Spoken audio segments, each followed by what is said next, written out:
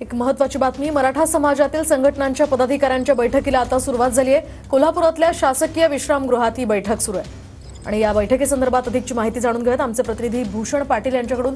भूषण, काय सांगाल, काय अपडेट्स मिळतात या बैठकीसंदर्भात?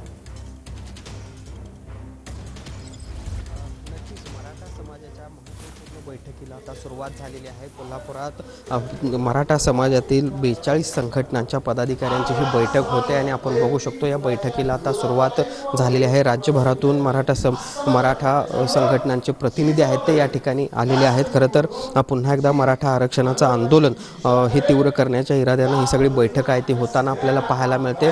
आतापर्यंत मराठा आरक्षणासाठी झालेलं आंदोलन, त्यामध्ये आलेली फलनिष्पत्ती आणि त्यानंतर पुढची दिशा काय असेल आंदोलनाची, कशा पद्धतीने या सगळ्या आंदोलनामध्ये पुढे जाता येईल याबाबतची चर्चा जी आहे ती या सगळ्या बैठकीमध्ये होताना आपल्याला पाहायला मिळते। त्यामुळे जवळपास तासभरापासून ही सगळी बैठक आहे ती सुरुवात झालेली आहे। या बैठकीत नेमकं काय ठरतं, काय आंदोलनाची नेमकी दिशा ठरते हे देखील पाहणं महत्त्वाचं असणार आहे। मात्र तुर्तास आपण बघतोय आता या सगळ्या बैठकीला सुरुवात झाल्याचं आपल्याला पाहायला मिळतं। राज्यभरातून हे सगळे प्रतिनिधी आहेत ते या ठिकाणी आलेले आहेत। ज्योती मेटे देखील आत्ताच या ठिकाणी दाखल झालेले आहेत आणि त्यांच्या हस्ते आता छत्रपती शिवाजी महाराजांच्या पुतळ्याला पुष्पहार अर्पण करून अधिकृतपणे या सगळ्या बैठकीची सुरुवात होताना आपल्याला पाहायला मिळते। आणि त्यामुळे एकूणच आजची ही बैठक कोल्हापूरमध्ये जी होते ती महत्त्वपूर्ण मानली जाते, कारण मराठा आरक्षणाच्या आंदोलनाची पुढची दिशा या सगळ्या बैठकीमध्येच ठरणार आहे आणि त्यामुळं मराठा समाजासाठी किंवा मराठा समाजातील संघटनांसाठी देखील ही